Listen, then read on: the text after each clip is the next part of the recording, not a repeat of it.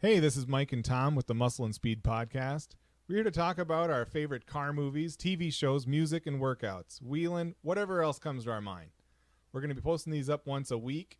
You can also follow us on Facebook, Twitter, Instagram, YouTube at Muscle and Speed. We also have a website, www.muscleandspeed.com, where we'll eventually be selling some merch. Our goal here is to share our passion for all these things with the people who feel the same way.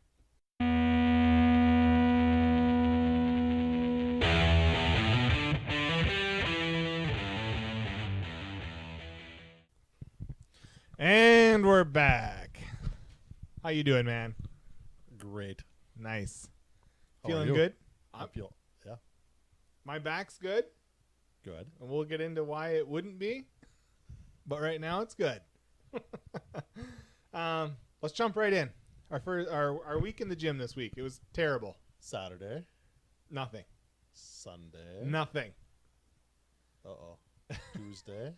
Tuesday, I did the most retarded workout I could probably do. But you did a workout. I did a workout. I went in, and because we missed Saturday and Sunday, I went in, I did flat, and I did incline, and that's the video I posted. So you see the incline press at 275. That was me trying to make up for not doing anything Saturday. Then I did leg extension, leg curl, and calf raises. All that was fine. The only thing that was kind of sad was looking at that video and seeing my belly jiggle on the up and down side of both of those lifts. That looked good. Yeah, Good. it was attractive. Then I did some standing shoulder press. I think I got up to 175 pounds, which is pretty good for me. I think the most I'd ever done was 205 before this. Not ever, but since we've been back. This round. Yeah, this round. So that was pretty good. And then I just did some tricep extensions and left. Well, at least you were there. Yeah, I was there. It was fine. I didn't feel any worse for the wear. I had to go camping. You went camping, and then I met up with you, right? Yeah, you did. So I haven't posted these yet. I will Saturday, about the same time I post this. I'm going to throw up the pictures from the Q Cruise or The drive-in. drive-in. The drive-in. Did you like that Bentley? That was nuts. Kind of an odd car to see.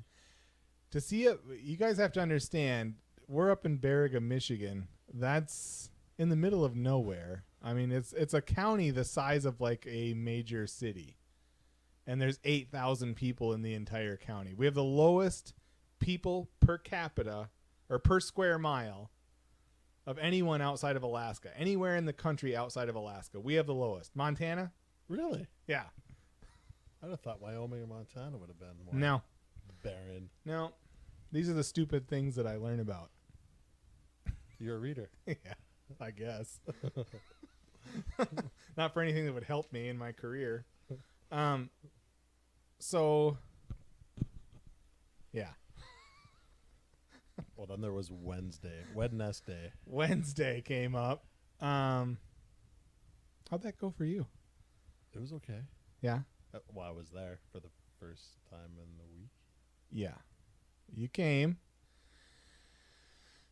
I tried to deadlift.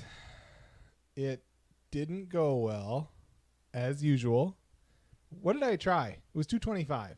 225. So here's the sad part. So I'm a 280-pound man deadlifting 225 pounds. Keep in mind, when my back's feeling good, I'll bent over row 315 no problem for multiple sets.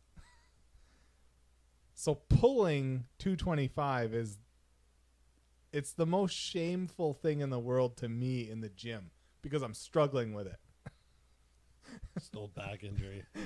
Don't worry about it. Well, and it started acting up again.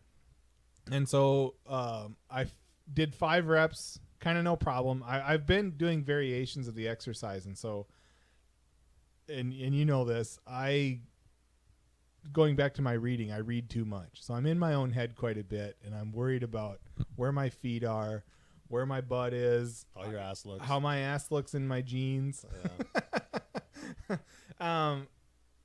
And I had my feet kind of together, and I went down to pull it, and I did 5 reps, and it was just tightening up the whole time. I could just feel it. Yep. It's just getting tighter and tighter and tighter. I finished the 5th rep. I set it down, and I know I was done. I told you. I'm like, nope, I'm done. Yeah, you were done. I couldn't bent over row. I tried to do dumbbells, and that didn't go well. And I really was trying to pay attention to it. So, when I was doing the dumbbells, I could feel, it's a weird pulling apart sensation in the muscle. And when I feel that and I feel a little pain with it, I know what's coming next. When it contracts, it doesn't stop contracting. And that's what was starting to happen, and that's why I stopped. That's how you formed your knot. Yeah, and that was back day for me. Yeah. And I told you this a while ago, like, you can't wait on me, man. You can pull just fine. You should just ride that pony right up to whatever you can get. I don't know. What did I say? Between the two of us, we make a pretty strong man. A decent dude. Between the two of us, we make one strong man. It's kind of true. The Seinfeld episode when Jerry and George said, between the two of us, we make one decent guy. They were both dating that same girl. George was handling all the mundane stuff, and Jerry was there for the romance. That was what was going on there. But yeah, I'm kind of over it right now. That's 2 weeks in a row with major issues of deadlifting that affected the entire rest of the workout, and I'm done. I'm gonna do no more of the deadlifting for me. I do think you should do it. It's the best workout in the world. It's exhausting, and that's why it's the best. And so I don't think you should quit. I think I should quit. Looks good on you, though, right? It's like the Caddyshack. Kind of hat you get a free bowl of soup with. Oh, looks good on you, though. Rodney. But yeah, I think you should still do it. For me, I'm definitely going to work on my core. I think I was talking to a woman who is a personal trainer and does some bodybuilding and fitness modeling and competition. She mentioned strengthening my obliques and working on my core and just strengthening that area and seeing if it can cover up a little bit more for the back. Obliques. Time for some leg kicks. I was probably 25 years old before I knew what the hell an oblique was. Didn't have that stuff back in the day. It sucks. You know? And then so that whole day sucks for me because my biceps are, I've said before, tiny. It's just, we're in the gym. It's stupid. Right. We're in the gym. It's stupid because you are making progress. But for whatever reason, Wednesday night seems to be the night when all the kids are in there. Yeah. And as stupid as it is, I feel the need to be stronger than those assholes.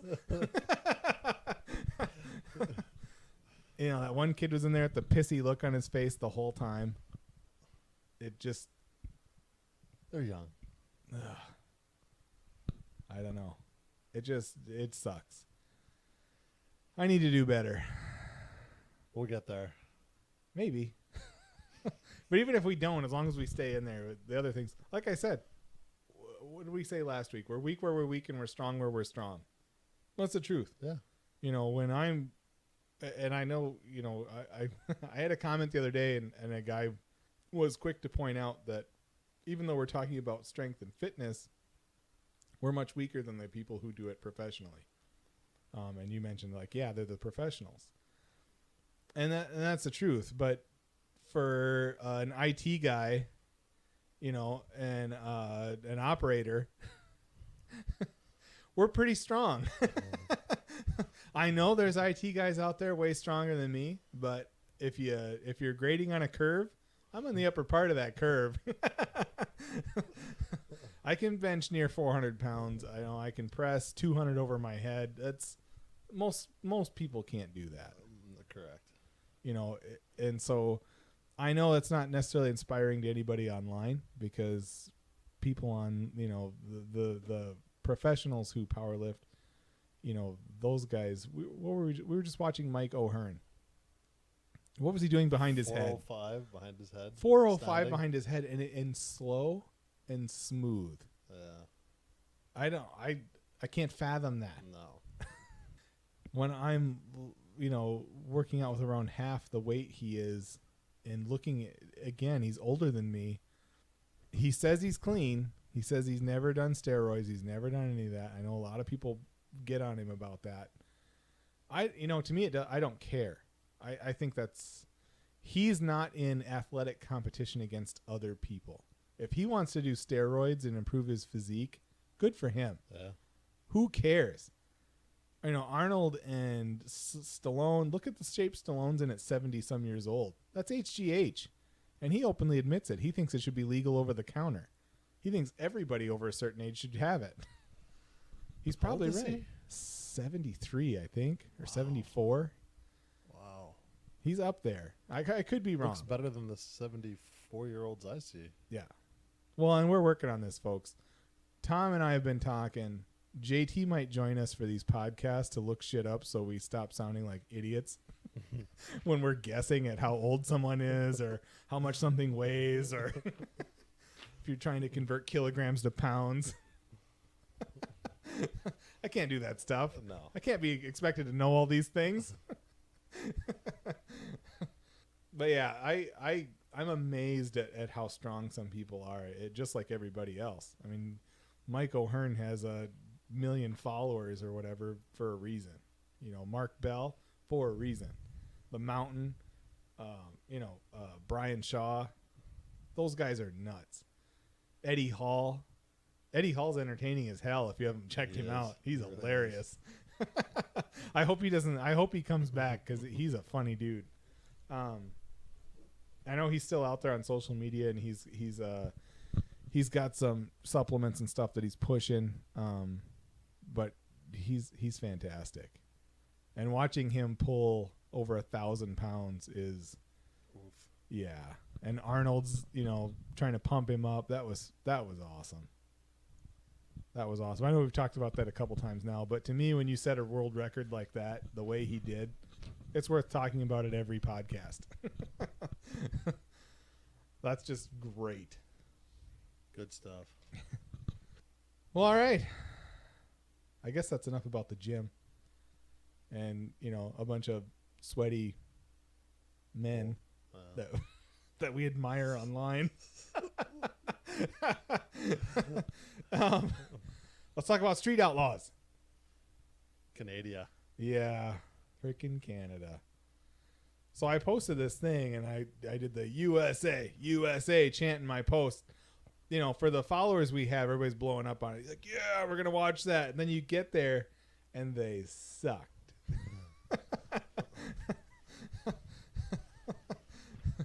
They weren't fast. I mean, don't get me wrong, compared to me, but it's like the IT guy showing up at the powerlifting meet. That's exactly what it was like. You're going to come in dead last, and you're going to get a participation trophy if you're lucky. Well, at least he got to the dance. Yeah, that's right. That's right. They talked to the right people or did something because they brought a team down. Right. Here's one thing, and we didn't talk about this beforehand, but one guy named his Corvette the Murder Vet. Well, that's original. How gay. And I don't mean to offend anybody. How gay is that? How lame is that? Yeah. That is so stupid. And he got his butt kicked. So, good for him. But there was a little drama in the episode. Oh, the tires. The tires. So Jeff Lutz comes in there for whatever. This is when you start to understand that it's made for TV, right? And this is why I think it was all fake. But because for whatever reason, Jeff Lutz, who's not even from Oklahoma, he's from Pennsylvania. His racing team's out of Pennsylvania, but he's in Oklahoma for Street Outlaws. Now, I don't have a problem with that, and we talked about this last time. It doesn't really matter, but that's the made-for-TV crap, right? So Jeff shows up with the list of who's on Canada's team and what kind of cars they have. Why the hell they'd be talking to him versus one of the guys who actually runs, that list for Oklahoma, which would be Big Chief and Murder Nova primarily. I don't know, but he comes there and he tells them that they don't have any big tire cars. They're all small tire cars. And so Big Chief kind of puffs his chest out and he's like, well, I'm switching over to small tires. I'm going to represent. We're going to beat them with their own stuff, the way they came. We're going to be better. And so Ryan Martin and Dave Comstock, Daddy Dave, agreed. They're number 2 and 3 on the list behind Big Chief, who's number 1. They agree to change their setups. And the reason that's a big deal is you're changing your entire suspension setup. You're changing a lot of things about that car and how it handles. And then you have to go test it to make sure it goes straight, or as straight as it can. They show up to race night and Big Chief's on big tires. Yeah, he didn't change. He didn't change nothing. That's smart. That's what he said. So I don't know. It looks good on you, though. It looks good on you, though. Those small tires look good on you. I don't know. Is that fake drama for TV? Was he really messing with them? Who knows? Who knows? Like I said, the racing's worth it. If you're tuning in, tune in for the races. That's real. And any one of them will tell you that. When they line up, they're trying to win. And they have fast cars, and that's cool. They have a crazy guy from Memphis, JJ DeBoss, when he's on there. He has a truck that he calls Old Heavy. And he's awesome. He's like an old grudge racer. He lies about everything about the truck. He calls it a 5,000-pound truck one minute. He'll call it a 6,000-pound truck. That truck is a tubular chassis with like carbon fiber body parts. It doesn't weigh much at all. But he calls it Old Heavy and tells everyone it weighs 6,000 pounds. He also tells people it's a small block and it's not. He's awesome that way. But, that's the cool part of that type of thing. And he'll put that thing on its back bumper if he can't win and drive it like a maniac. And that's cool. Entertaining. It's entertaining. Like I said, like Gone in 60 Seconds. It doesn't have to be an Oscar-winning film. It just needs to be entertaining. Make me smile. So, yeah, the Street Outlaws thing, I get a little tired of the fake drama, but at the end of the day, I like the cars. Some of the guys are pretty cool, and I like the racing. So, I'm a fan. I keep watching. Racing's always good. Yeah. So then the other big show that's back is Jay Leno's Garage. Oh, yeah, I saw that. Yeah. So he had what is it called? That Hennessy truck? The Hennessy truck. They take a Raptor, turn it into a 6x6. Woof. Yeah. $350,000. That'll haul some groceries. Yeah. He told Jay said, where do you park this thing? And he told him wherever you want. It's a little bit of posturing. What's that thing called? Velociraptor? The Velociraptor. Isn't that catchy? That is. It's not a raptor. It's a Velociraptor. I've seen Jurassic Park. So Dodge back in the day. It's not leather. It's Corinthian leather. What does that even mean? Who knows? Pleather? I don't know. I have my doubts about it being real leather. And then later in the show, Arnold's on there. He's a tank driver, I guess. Back in the day. Back in the day. I guess in Austria, everyone serves. I'm sure. So it's mandatory. He was in the military for a little while. And he was a tank driver. Soviets. Yeah, with this, the U.S., what is it? The U.S. Socialists. What did USSR stand for? United Socials. It doesn't matter. JT. JT, come fix this. I'm kidding. He just ran to the door. He was ready. He was ready. I've told him in the future we may have him in here to correct our nonsense. So yeah, Arnold was a tank driver. Turns out he owns an actual tank just like the one he had in the 60s. And he even had it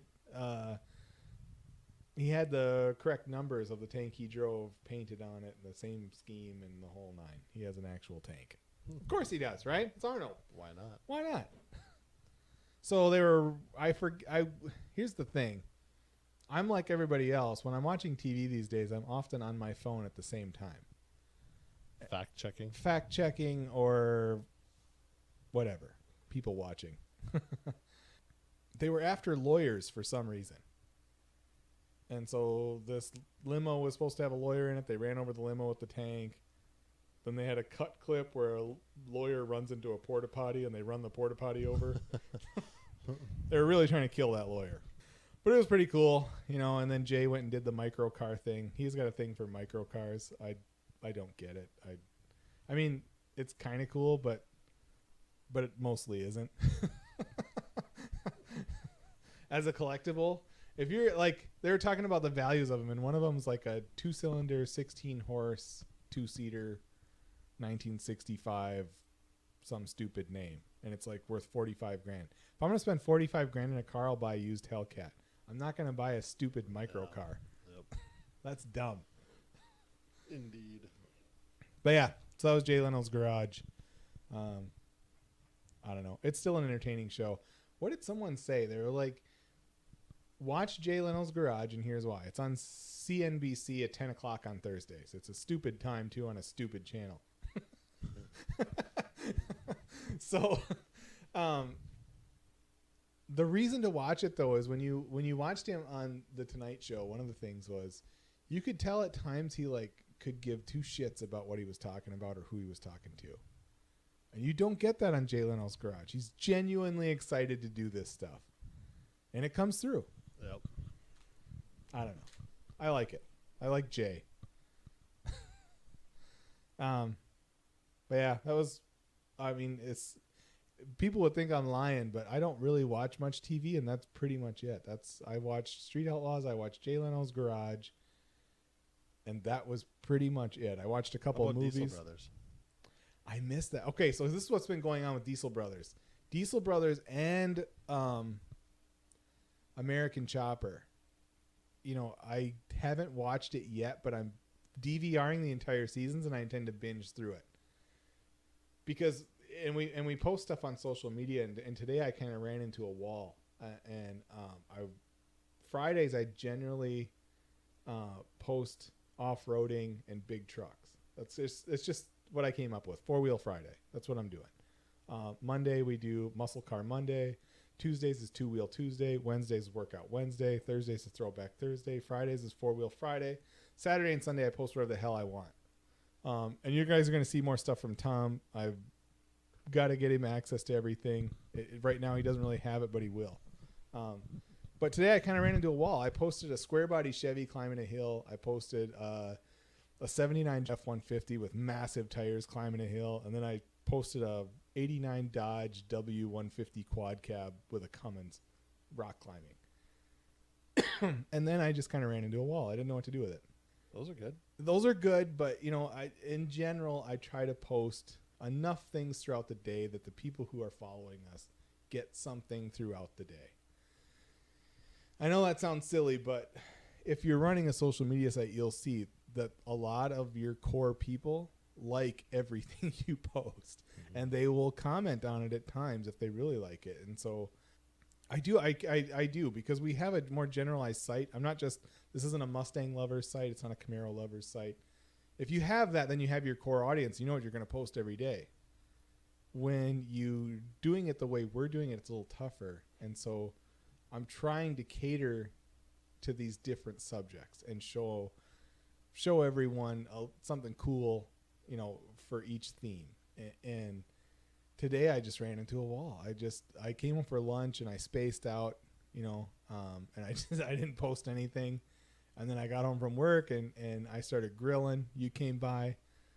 The grilling turned out very, very well. Well, thank you. I try.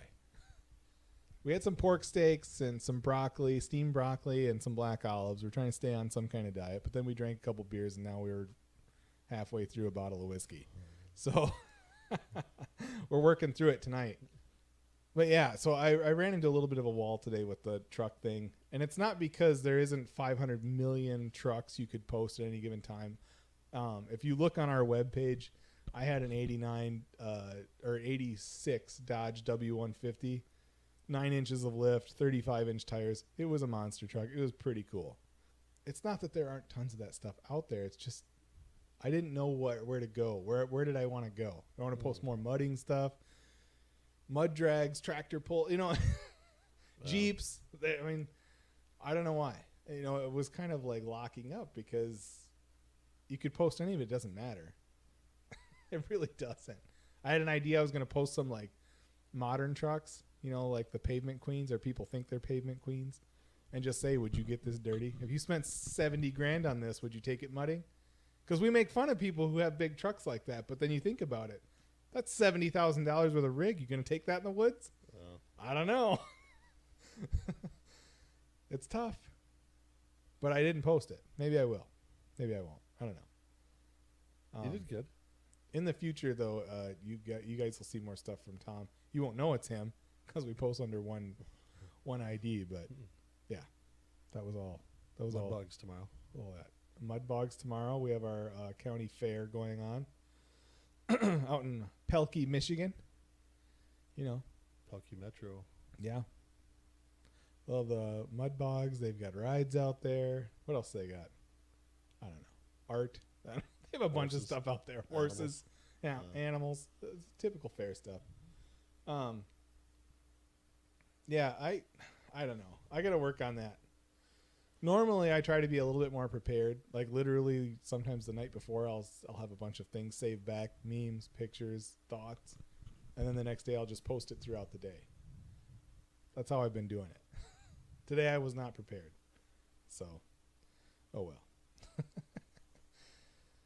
That's enough of that crap. Let's talk about the week in sports. I'll quit bitching. You're good. NASCAR. Do you know Greg Biffle? The Biff. Do you know he likes to record his woman and her mother? I heard something about it. This is really strange. So apparently, he divorces this woman. It's his ex-wife. They're divorced, right? Okay, They're divorced. It's over. She got whatever she was going to get. She took half. Apparently, while they were married, he installed a security system with cameras in the bedrooms and bathrooms. Her assertion is that he shared it with his buddies, and now she feels violated. I'm sure this comes back to money. I'm sorry, but it always does. She's not going to get him put in jail over it, so it must be money. Right.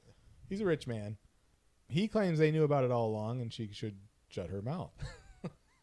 Essentially. What do you think about that, man? Oh, Biff. I don't know. It's kind of creepy. It is a little creepy. People got kinks. Yeah.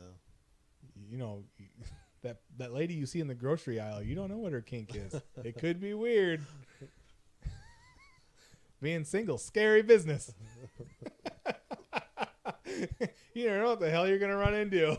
Think you're out on a date? Nice lady. All of a sudden, she's whipping you. Yeah. Pinching your balls. Same thing for you chicks out there, you get some freaky dude. Man. Be careful. Be careful out there. Stop videotaping each other, too. That's dumb. Ask Hulk Hogan. That'll only lead to trouble. So then, they had some UFC fights last weekend. Aldo fought Jeremy Stevens. Jeremy Stevens was heavily favored. Aldo's been on kind of a slide ever since Conor McGregor knocked him out. And he hit a 2-punch combo. The last punch to the liver. It was a thing of beauty. You never see this. I haven't seen it since Bernard Hopkins punched De La Hoya in the liver. And finished him with that punch. I hadn't seen it since then. It's so rare in any fighting. Because it's weird. You hit him, you see the punch land, it looks like a punch, and then the guy backs up, and you'll see his face just turn, he'll crumple up and fall over every time. Curl up and fall. They said the pain is unbelievable. Your liver is just screaming.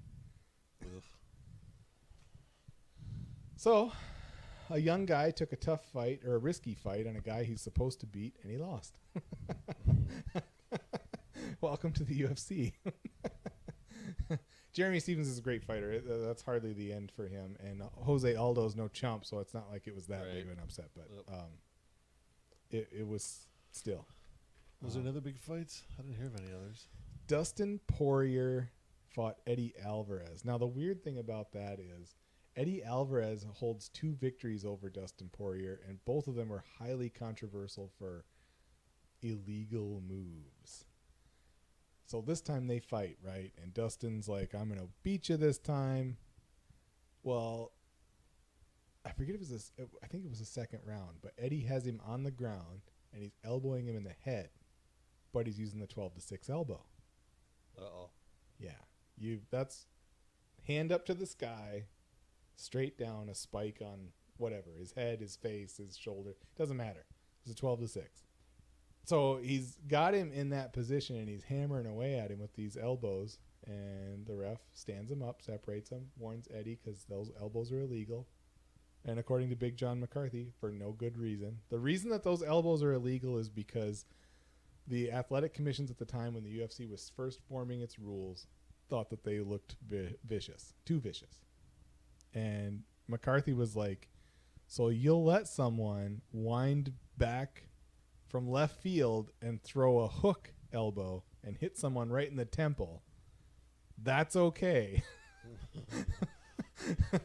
But a 12-6 is not, using way less force. Because a 12-6, you can't put any torque on it. That's just the strength of your arm. You're up, you're down as hard as you can. You throw a hooked elbow, you can put your hips into it, you can put your body weight behind it. Yep. We've seen it. John Jones has knocked out people that way. So it is stupid. But a little poetic justice, I guess. They stood him up, and Eddie went in, and Dustin knocked him out. So good for him. Whatever. Yeah. They're both good fighters. They'll both be fine. Minus that brain damage. Did you watch any of the Lions game yesterday? You mean the Bears and the Bears in Baltimore, I mean. Bears in Baltimore. That was a Hall of Fame game. I did not finish the game. These preseason games, it's tough. It is. You get one series maybe of the starters, and then the rookies come in, and it's sloppy football. That's just what it is. Wow. I guess I don't get. I'm gonna stand my ground here. I don't get it. Why do we do preseason? The only news that comes out of preseason is a star got hurt by some asshole from another team who was trying to make the team. That's all that happens. That's about it. Why do we do it? They scrimmage in the off season all the time with other football teams. Why do we need a preseason? I don't get it. They say that football would be worse in the regular season if they didn't have preseason games. I don't believe it. Yeah, me either. I don't think that's true. I don't believe that for a minute. I don't know. It's dumb. But football's back. And what that means, what? Another chance for the Lions to win a Super Bowl, isn't it? This is the year. Oh, God. But you know what? They are, for all the years of shitty football we've had to watch, they're so much better than they were. But that's almost the frustrating part, isn't it? Because now they're right on the edge again of being a really good team, and they just can't get there.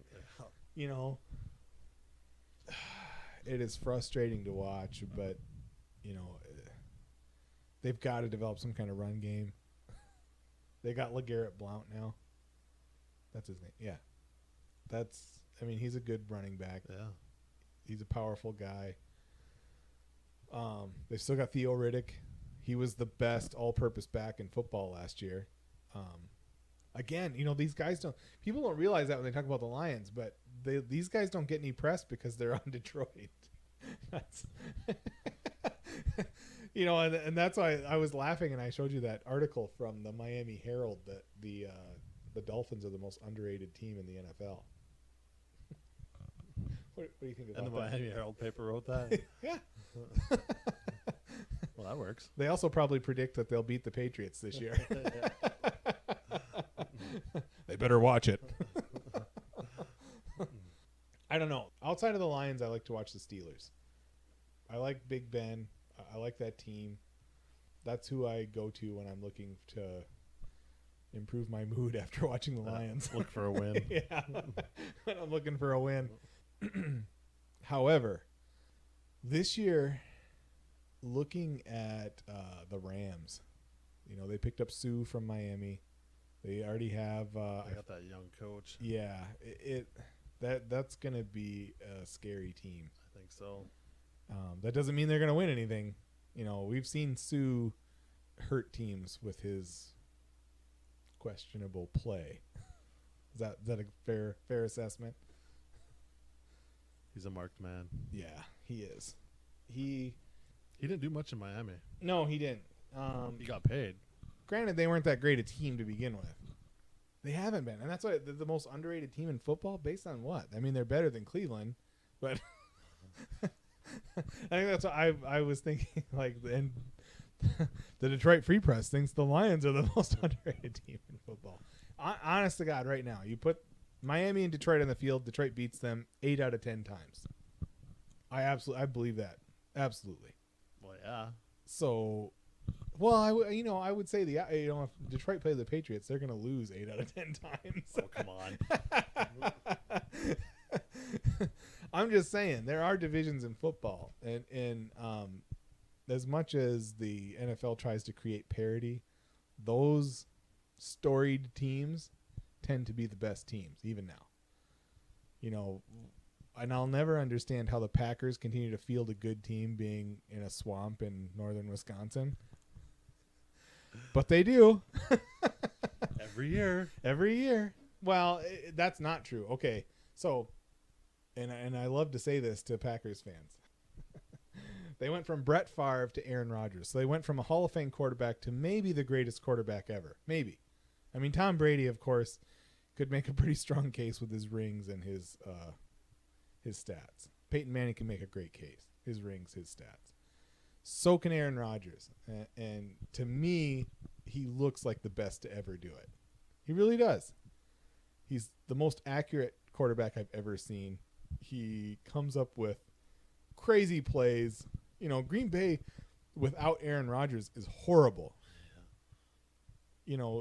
He's on a mediocre team. He just happens to be the greatest quarterback, in my opinion, That's ever. That's a good point. Because when he's gone, they're horrible. They're nothing. Yep. And so this is what I like to say to Green Bay fans, though. Okay, so we've seen this before. This is not new in the history of the NFL. Okay?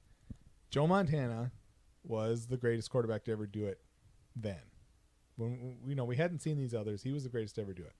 And then comes time for him, he's getting a little bit older, and what'd they do? They put in Steve Young. Sent him packing. And Steve Young turned out to be one of the greatest to ever do it. Wow. But what happened when Steve Young left? When Steve Young retired, what happened to San Francisco? They stopped winning. They sure did. And they sucked for a long time.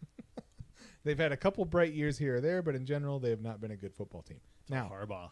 Well, Harbaugh helped them. They had a good year with Mike Singletary before Harbaugh got there. That's right. They did. They've had some good years. But by and large, the success that they had in the 80s and early 90s was gone. And so that's my warning to you Packer fans who love to crap on us Lions fans. Aaron Rodgers' time is coming. He's not going to play.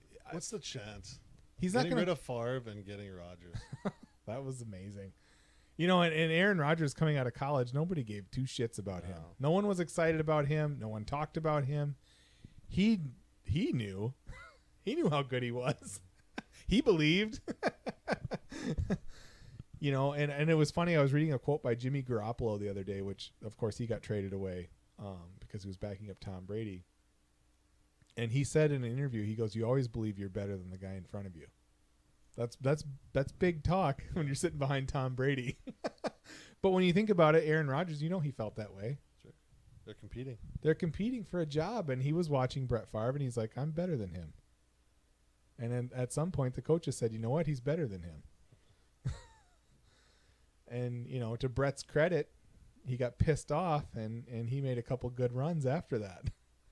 And you know what? When they did the same thing to Joe Montana, he did too. He took the Chiefs to the Super Bowl. They didn't win, but that was the furthest they'd gone in a long time. Yep.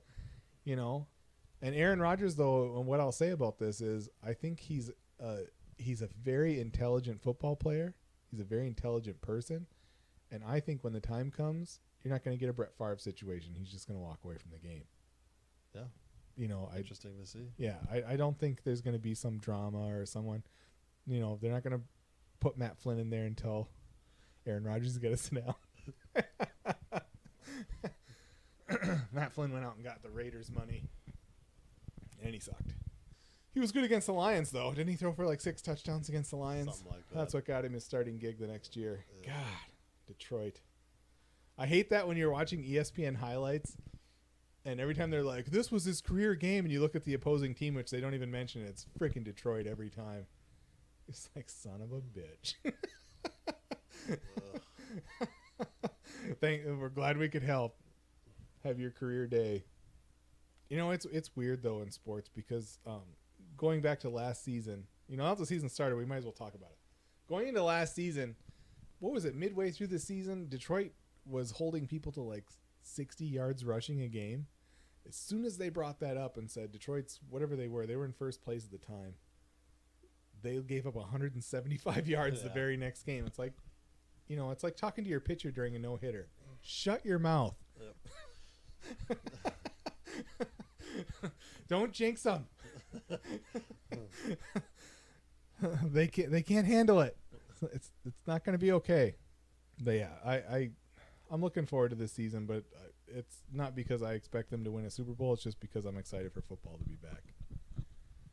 You know, and I think for most Americans, if you dialed it down, other than the crazy people who like break their cell phones every time their team loses, John Beaver.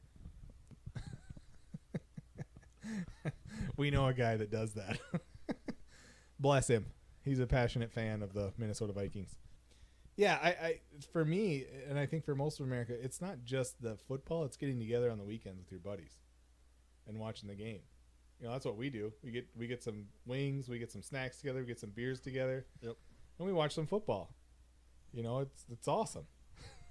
But that's half the draw right there. Good times. You know, I will say, and I was going to ask you about this because we don't get together for college football. We used to, but not anymore. Do you watch much college football? Not really. I don't either. No. You know, and I'm kind of like I am when it comes to muscle cars. You know, I'm not. I like Mustangs a lot. I've owned a few. I prefer them, honestly, for the most part. But I like Challengers and I like Camaros. I don't hate any of them. I will if someone's being an asshole. Then I'll tell them why their car sucks. But same thing with sports. I don't hate Michigan State because I was a Michigan fan. I don't hate Central. I don't hate Notre Dame. How about Ohio? Everybody hates Ohio State. That's right. How's Urban Meyer doing? Is he in jail yet? Soon. Yeah. Nobody likes Ohio State. What's a Buckeye? I don't even know what that is. Me either. They learn about that in college? I bet they don't. Do those guys go to school? What's a Buckeye? What's a Buckeye? It's not important. It's stupid. Like Ohio State. They can get out of here with that crap, right? So, we had one more sports thing we want to talk about. The Tigers. The team sucks. I think they're 42 and 68 right now in second to last place. Screw that. You know, they're rebuilding. In 2012, they were in the World Series. They trade away Justin Verlander. He's the ALCS MVP, and he helps the Houston Astros win a World Series. Yeah. Ridiculous. And the Tigers have sucked ever since they traded him. So they're rebuilding. But on a bright note for the Tigers, Alan Trammell was inducted into the Hall of Fame. It was pretty awesome. He's always been a class act. And for those who aren't fans and don't know, he partnered with Lou Whitaker to shore up the Tigers' infield all through their strong 80s run, through their World Series championship. Their whole careers they played together. And Lou is not in the Hall of Fame, but Alan Trammell took a big portion of his Hall of Fame acceptance speech was talking about Lou Whitaker, who's his friend. I thought it was really cool. That is. You know, and good for Alan Trammell. I would like to see Lou Whitaker in there too, but I get it. He didn't have those kind of amazing stats. He was just a very good, solid, consistent ball player for many, many years. What do you do for that? I don't know. But he was awesome. In my eyes. 84, man. Back in 84. And I think Jack Morris was in too. This year? Yeah. Oh. So he was the starting pitcher in 84 when they won. He was a good guy, I guess. Never met him. Me neither. Only see shit on TV, right? But yeah, I don't know. I don't know about you, but I tend to watch the Lions, and then I read about everybody else. Like the Tigers, I don't watch them. If they make the playoffs and they're making a run, I'll tune into some games. If they're winning, getting there, check them out. Red Wings, I'm the same way. Yep. Yeah, I don't watch their season. I just kind of follow it in the news, and if they're doing really well and it gets close, then I'll start tuning into some games to see how it's going. Pistons, same thing. You know, I watched every game of the NBA Finals when they whooped up on the Lakers. That was awesome. You know, they talk about the first super team. That was the first super team. Mm-hmm.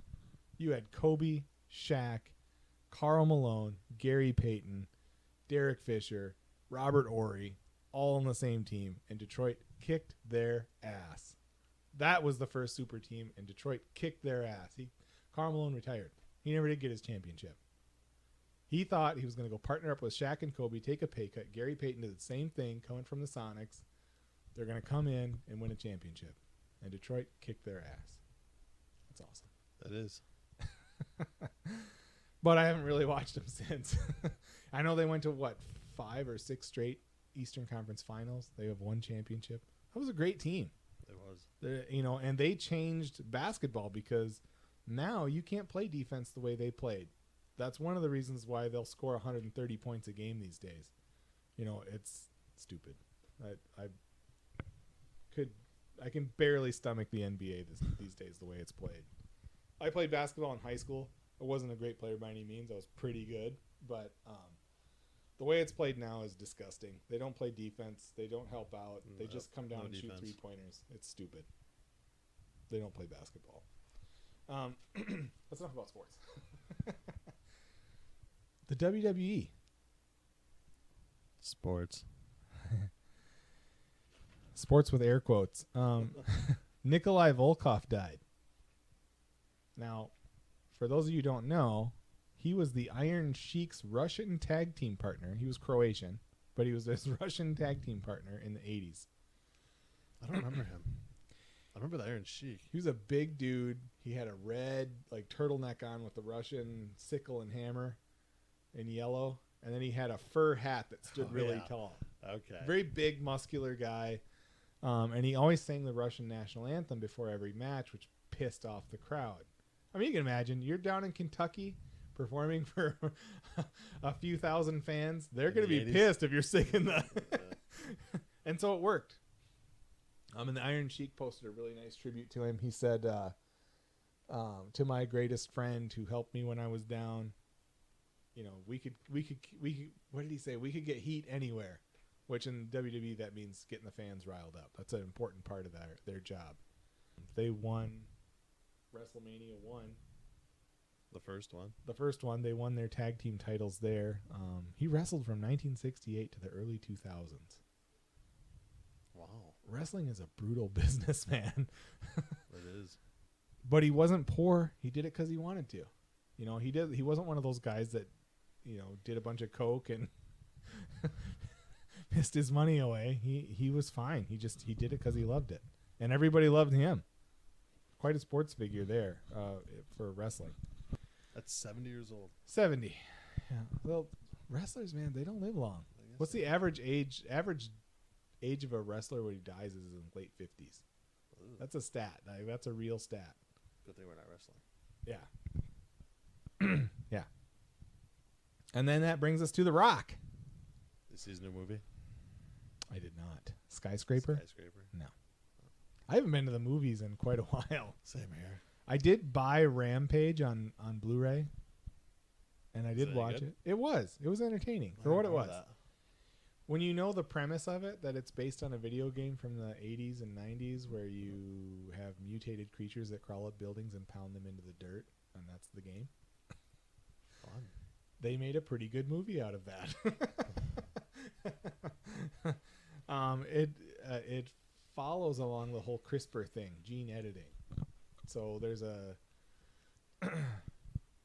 something happens and their little chemicals get out in the wild, and they were doing experiments up in space. So the space station exploded because the animals got out up there and got out of hand. And then the chemicals came down to Earth, and The Rock was good friends with this big white gorilla. Who got some chemicals on him? He got the chemicals. It was kind of neat. You know, he got a bag of chemicals. He got a bag of chemicals, and he killed a grizzly bear. He beat the hell out of it and killed it. Which, for those who don't know, a gorilla could not do otherwise. A grizzly bear had killed most animals on the planet in a straight-up fight. Yeah. Yeah. They're big. That's a big, powerful creature. But, yeah. So then they have a giant wolf, a giant gorilla, and a giant alligator, and The Rock. It's The Rock. His movies usually quite entertaining. It's entertaining, yeah. But he this week, he surprised his longtime stunt double, who's also his cousin. Which I saw that. Yeah, he bought him a tricked out pickup. Yeah, black murdered out F-150, big. He had a lift, big tires, beautiful truck.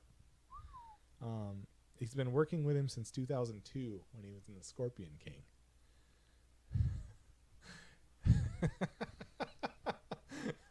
Remember when they were advertising that? You were like, "Ooh, he's gonna be like Arnold." And then you watch the Scorpion King, and you're like, "Ooh, they need to try harder."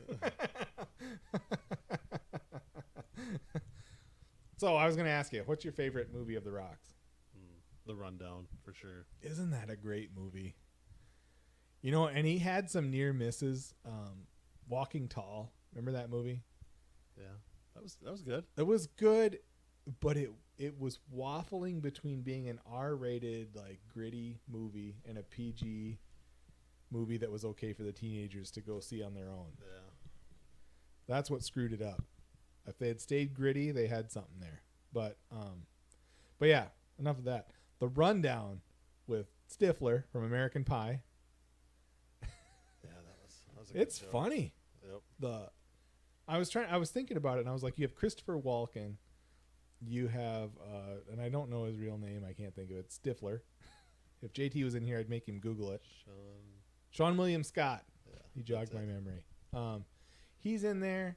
The Rock, and it's good. It's just good. The whole thing is funny. You know, they've got those little South American people that they meet at the end, and they're fighting in the trees and swinging around. It was just cool. It was. The whole thing was cool. Yep. They're looking for the gato. The gato. What's the chick's name? Oh, she's in tons of stuff. Yeah. She's in Luke Cage. If you're watching that on Netflix, she's the nurse in Luke Cage. I can't think of her name. But yeah, she was the local after the gato. And then she fell for The Rock. Don't we all? That'll happen. He's a handsome man.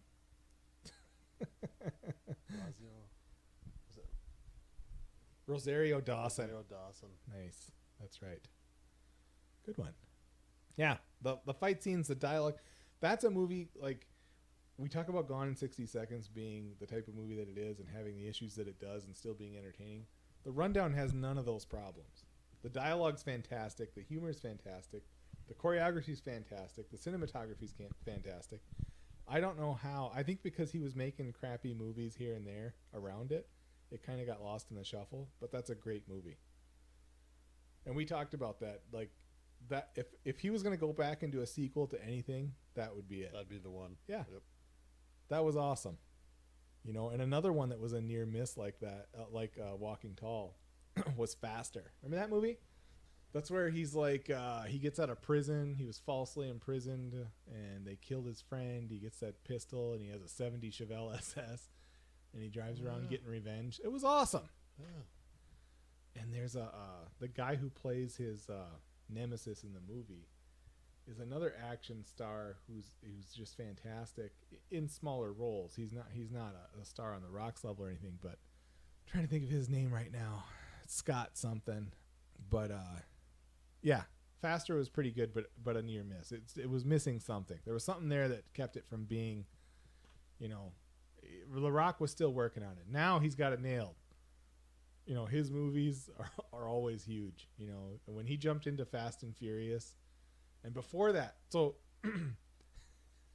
remember they did the G.I. Joe movies? Did you watch those? No. No, you didn't miss a lot. But in G.I. Joe 2, so G.I. Joe 1 came out and it had pretty mediocre reviews. It was starring Channing Tatum, and I can't stand that guy. He sounds like a hippie surfer. I don't care what role he's in. I don't know. Can't do it. But he does. He just sounds like an idiot. And, you know, they have him in these movies, and, you know, then he's supposed to be an agent. He's supposed to be this. He's supposed to be that. And I'm like, no, he sounds like a male stripper who lives on the beach, because that's what he is. You know, whatever. I know the ladies love him. Knock yourselves out. That's great. So they get into the second movie, and the first thing they do is kill Channing Tatum and introduce The Rock. Brilliant. In G.I. Joe 2, and it made a ton of money. And so that prompted them to do the same thing with the Fast and Furious, as they're trying to keep that franchise going at the time, which was they were working on their 5th movie. They bring in The Rock. And he kind of eclipsed. He was so good and so charismatic that he eclipsed everybody else. Poor Vin. And I don't think Vin likes that very much. In fact, there's beef between them even now. They don't get along. And they're both like kind of openly acknowledge that they don't get along. You know, The Rock thinks he's a prima donna and Vin thinks he's a scene stealer. So whatever. But yeah, and now he's got the spinoff. So not only did he pump up the Fast and Furious movies, and now they're working on number 9 or 10 or whatever. Now they're going to have the Hobbs and Shaw movie with him and Jason Statham. They're having their own spin-off movie, which I bet will be pretty good.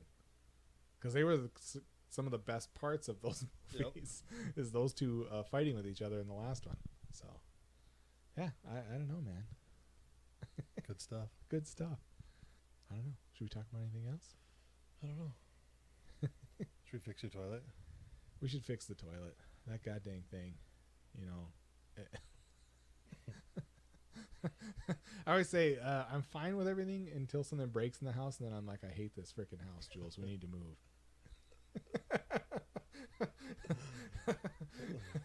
I don't know how she lives with it. I do that every time. Something goes wrong. Screw this place. Let's get the hell out of here. We'll change the $5 gasket. Yeah. You can stay. It drives me nuts. But yeah, let's go look at the toilet. Sounds good. All right, we're out of here.